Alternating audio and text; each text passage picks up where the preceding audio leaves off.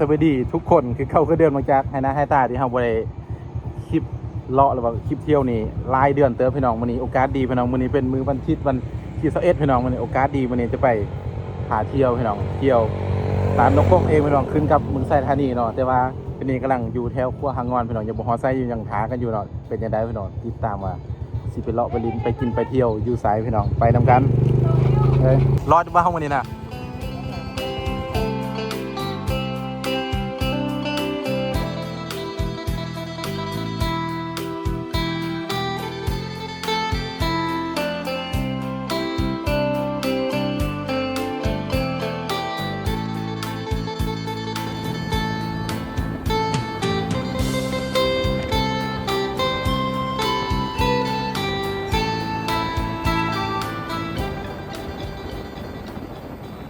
ตัวนี้อยู่ตลาดคุด3 บาททุกคนตัวนี้น่าจะมันขึ้นกับเมืองไซธานีบ่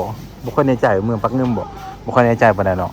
อาหารการกินก็คือบ่หลายเนาะเป็นปิงเป็นจี้ยังก็หลายอยู่เนาะส่วนร้านมันจะติดกับแถวทางหลวงหรือทางดำสบายๆเนาะนี่เบิ่งรถหาพี่น้องมุนปุยเลยนะมื้อนี้นะตัวนี้กำลังซื้อเบียร์พี่น้องเบียร์ลาวพี่น้องเบียร์ลาวเบียร์คนจริงใจพี่น้องนี่แยกเด้อไส้อันน่ะ2-3 พงก็ได้เนี่ยพี่น้องซื้อเบียร์หน่อยนึงกันพี่น้องเขาได้ไปตูดหน่อยนึงกันพี่น้องมันจะได้เป็นหูซึกว่าเมื่อยได้บ่มื้อนี้ยังไงยังมานอนบ่แม่นขึ้นฮอดบ้านบ่เจ้าพาคนอินโทรเวิร์ตมาหลอกยังมันขึ้นฮอดบ้านหลายกว่าพวกนี้เนาะแน่นอนนี่บางวันทริปนี้เขาจะเดินสุดทริปนี้เนาะเบิ่งบางวันทริปนี้เขาจะจบไปนำกันเห็นบ่เขาอยากกลับเนี่ยอย่ากลับโอ้บ่ได้กลับเด้บ่ได้ง่ายปานนั้นเด้เบิ่งเครื่องคุณโอ้พร้อมแล้วติไปปอเต็มไม้เต็มมือแล้วบัดนี้ไปออกไปพี่น้องไปนี่ก็ไปคันนี้นะเอาเด็ดโค้งเด็ดเท่ากันโอ้พี่น้องรถมาแต่รถจักรพี่น้องเลยบางว่าทริปนี้เขาจะจบทริปไปนำกันนะคุณพี่น้องไปเด้อ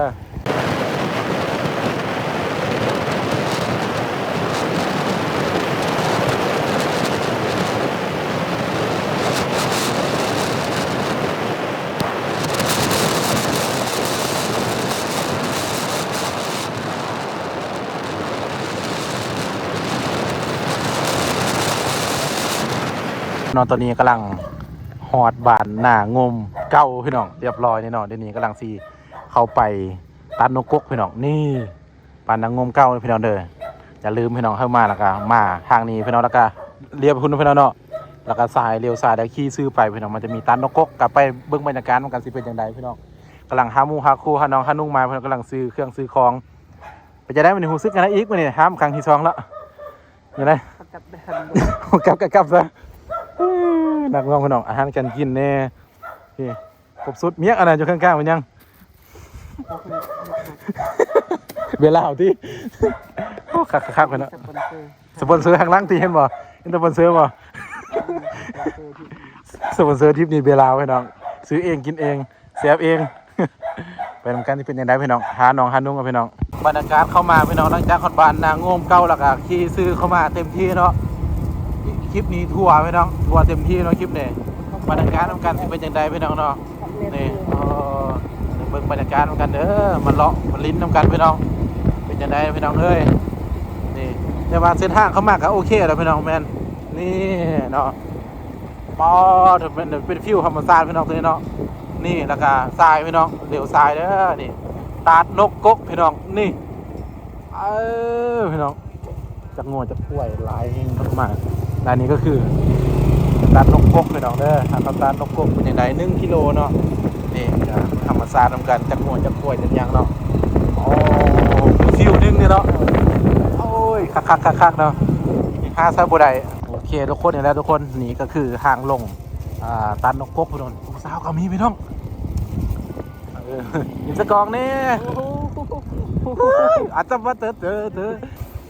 ตานกกกพี่น้องหอดเรียบร้อยพี่น้องแต่ก็คือว่าต้องหาหมู่หาคู่กันเนาะเอาหมู่หาคู่มาสิเป็นอย่างไรพี่น้องคติตามกันพี่น้องไอ้หอดแล้วเป็นจะได้หูซึกกันนะอีกเบี้ยจับบ่ปล่อยเลยเนาะ ทริปนี้ไปนำกันทริปนี้แม่น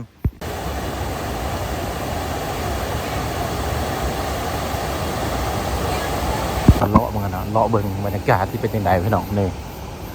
เลาะเบิ่งบรรยากาศก็ที่เป็นยังไงตัดนกกกเป็นว่าเนาะเลาะเบิ่งกันสิเป็นยังไงพี่น้องเสื้อสิมาหอดโอ้ใส่เวลาเมื่อยโคตรเมื่อย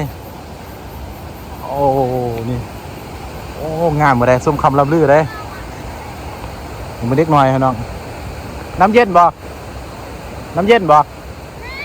น้ำเย็นบ่ทานบุเดชทานด้วย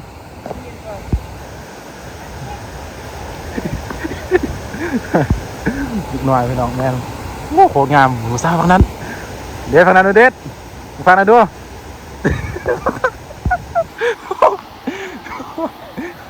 เรื่องบรรยากาศของการพี่น้องบรรยากาศก็จะประมาณนี้พี่น้องแต่ลงสมาร์ทลงเหือใดนี่เอาคักลายพี่น้องตัดนกกกพี่น้องเด้อกลับมาพี่น้องบ้านนางงมเก่าพี่น้องมาเด้อบ่เคยมากันมาหรอกสัมผัสเราเบิ่งเป็นจังไดเนาะ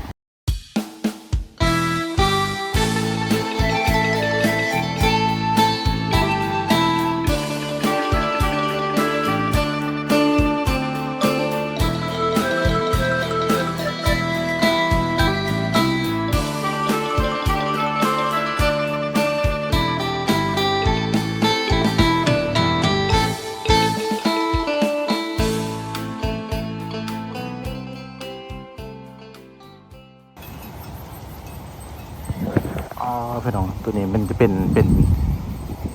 วิถีชีวิตตะกี้ดังเดิมพี่น้องโอ้ง่วงบักลายพี่น้อง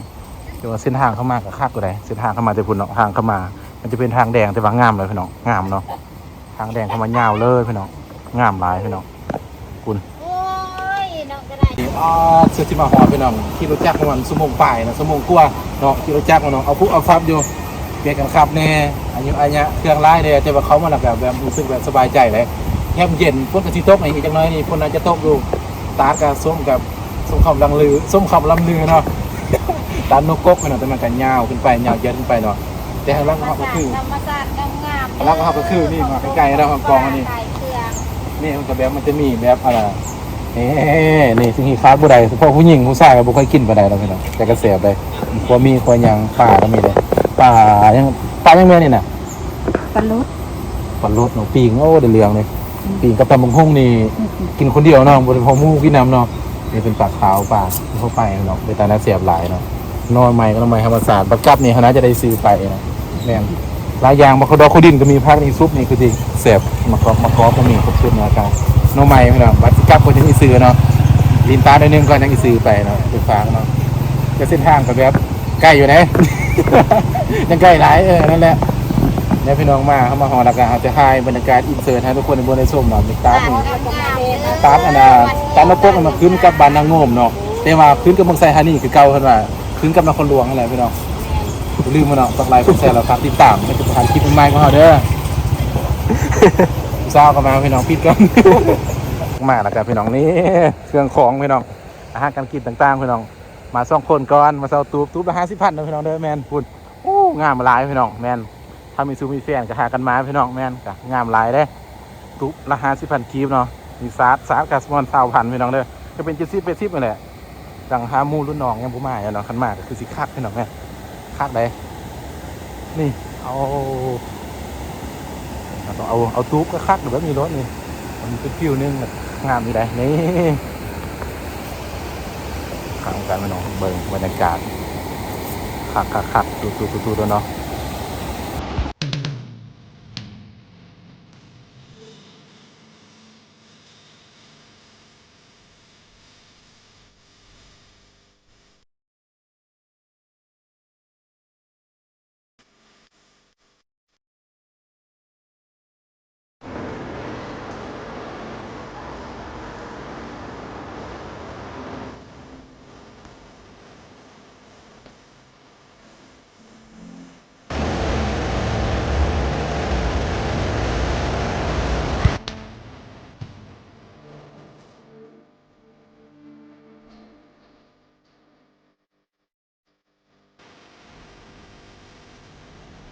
เดี๋ยวมันนี่โต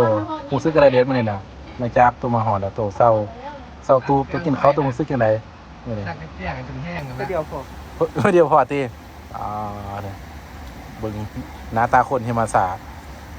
หนึ่ง หน้าตาคนบ่ท่ากัน 1 2 3พุ่นนักกระมูเลยฟังแล้วนะ3 คนนี่สากระมู2 คนเนาะ เดือน เนาะ เงินนะ จะไม่ที่รถไปละที่ อาหารกันกินโอ้ว้า ไอ้กินจุ๊บให้น้องเลยยิด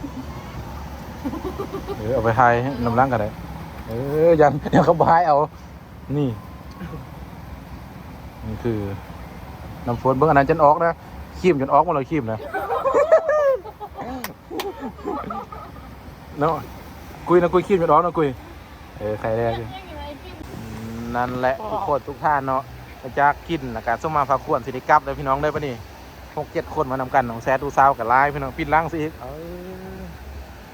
ไลน์พี่น้องนั่นแหละบรรยากาศก็คือแบบมื้อนี้กับส้มมาฝากขวนเนาะมื้อนี้เป็นวันอาทิตย์แน่ช่วงมาทำอิฐนะคนบ่หลายปัจจุบันนี้คนเริ่มมาหลายแล้วคนแม่นแหละรู้สึกว่าเริ่มหลายเติบแล้วไปเนี่ยไปหลายพี่น้องเด้อไป นี่ทำแบบอำลาสะพานด้านกันคนเนาะ โดยพี่น้องเนาะนี่ไอ้ตง ไอ้ตัวสมาพักควรพี่น้องสิกลับพี่น้อง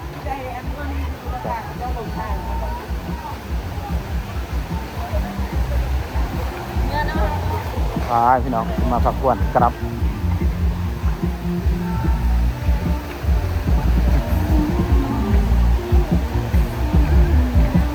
กลับพี่น้องเด้อกลับไปเด้อมาพักควรกลับก่อนคนหลายได้มื้อนี้กันแม่นคนหลายเติมพี่น้องแม่นนี่กลับเด้อพี่น้องบวงไปไม่ได้พี่น้องสถานที่ที่ตาดนกกกนี่ก็คือบ้านหน้าโง่นพี่น้องเด้อเมืองไซธานีนครหลวงพี่น้องแม่นกลับพี่น้องกะพี่โอนเงินก็เด้อเอาเงินโอนคำไปนึงก่อนนี่ก็คือนี่พี่น้องว่าคนจะไข่เหือกกับหายใดเนาะหรือว่าบัวไทยกับบัวหายพี่น้องนี่บนไทย